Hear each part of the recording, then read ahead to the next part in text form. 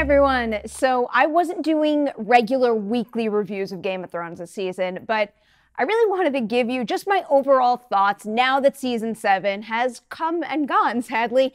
This isn't going to be an exhaustive recap, just my general thoughts on what went down in this last episode and throughout the season, and still, that is quite a bit, so let's just get into it. I'm going to start off with Winterfell, and specifically what happened when Sansa, Arya, Bran all came back together. If you watched the one episode of Thrones Talk I was on, you probably know that I wasn't really feeling the rift that was going on between Sansa and Arya. I think that was partly due to the fact that I simply want good things for these characters, and I wanted to see them be sisters again, and it also seemed like a pretty big leap for Arya to me, especially her behavior during episode 5, but really, the more I thought about it, the more it made sense. Arya is a child, and she spent the formative years of her life fighting to survive, seeing terrible things happen to good people, learning how to be a killer. It was just starting to make sense that there'd be a degree of darkness to her. But then, of course, I wound up still kind of getting what I wanted, because with that darkness also comes determination to preserve good over evil, and Arya, Sansa, and Bran teaming up to execute Littlefinger was just one of the most satisfying scenes I think I've seen in the entire series. It can be kind of tough watching characters grow and change in ways that you don't really expect. Arya becoming kind of stone cold, and then Bran essentially losing his identity to be the three-eyed raven, but then seeing the Stark kids come together and put a stop to Littlefinger's manipulation as a team, it really just means a lot to have watched them grown up and apart for so many seasons, and then reunite as new people, but still uphold original family values. And then, of course, that's topped off real nice when Sansa says, "When the snows fall and the white winds blow, the lone wolf dies, but the pack survives." There's no doubt that that line is preparing us for what's to come in the final season. And now, of course, we've got Sam at Winterfell as well. I've really enjoyed his scenes throughout the season. He's had a great arc going from somebody that doesn't think very highly of himself to discovering what he's really capable of and then seizing opportunities to actually make a difference. He's made a lot of really big decisions, particularly in the last 2 seasons, and it culminated nicely with the choice to leave Old Town and old practices and old ideals behind. And actually, that's something that's true of almost every single character arc this season. I am so happy to see Jaime finally turn his back on Cersei. I knew the moment was gonna come eventually, but even though some crazy and scary things have gone down in King's Landing that could and really should make Jaime doubt his sister, it took something shocking and supernatural to finally push him over the edge. Again, if you saw the episode of Thrones Talk I was on, you know that I thought that the plan to bring a white to Cersei was kind of stupid.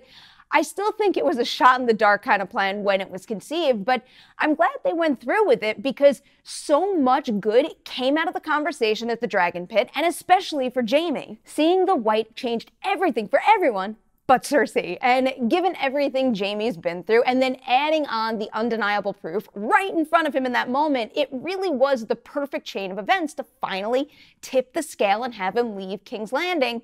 For a moment, I was sure the mountain might have killed him, but I'm just so excited to explore how he's feeling next season.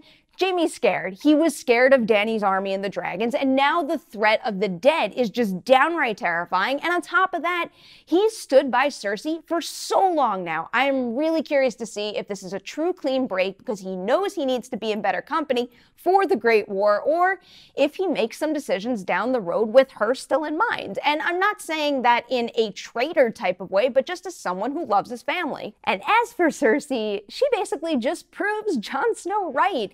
He says, when enough people make false promises, words stop meaning anything. So keeping that quote in mind, this episode of the show is really starting to draw a very clear line showing us who falls on either side of that divide.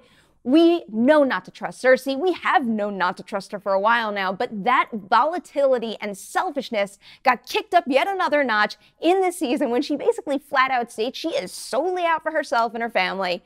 The army of the dead is just the greatest threat known to man, and not even that is enough to put things into perspective for her. So, yes, we've always known Cersei is not one to be trusted, but Her behavior in this episode adds a brand new layer to that, and it makes her feel like more of a threat than ever. There really is just no limit to what she'll do to get what she wants, and it's kind of scary to think of how that might come into play next season. Moving over to Jon and Dany, I really love the way that they've built that connection throughout the season. Many suspected it was coming, and we've also known about Jon's lineage for a little while now, but hearing it said out loud while being intercut with Jon finally approaching Dany and cementing their relationship made the reveal powerful all over again. They started out with different mind frames and different approaches to ruling. We've seen them butt heads a number of times along the way, and then in the end, or at least at the end of this season, they're better off for it. Of course, it's only a matter of time before Jon finds out who he really is, and there's really no doubt that that will complicate things quite a bit, but Jon and Dany have certainly proven that they're putting the Great War at priority number one above any petty political Iron Throne nonsense, so it should be interesting to see what Jon does with that information when he gets it. Overall, this season has largely been about seeing characters we've been with for many, many seasons finally coming together, with Jon and Dany kind of being the spine of it all and pulling it all together really nicely.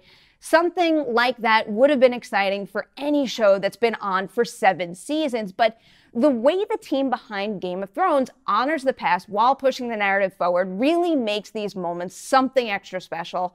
I know there's been some concern with the swift pace of season 7, but I kind of think they earned the right to do it. This season flew by. Every episode had a handful of unforgettable moments, and there was really little to no filler.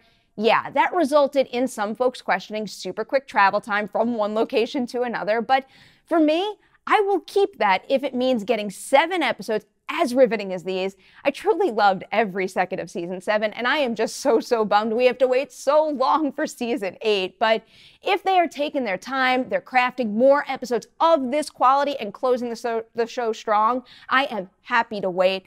I'll probably just rewatch seasons 1 through 7 all over again in the time that I'm waiting anyway. So now I want to know, what did you guys think? Were you as into this season as I was? Do you have any favorite scenes, characters, anything at all? Tell me about it in the comments below. And also, don't forget, the PNemi Patreon campaign is now up and running. If you want to participate and put in for some cool rewards, the link to that is in the description section of this video. So thank you guys so much for watching. I'll see you soon.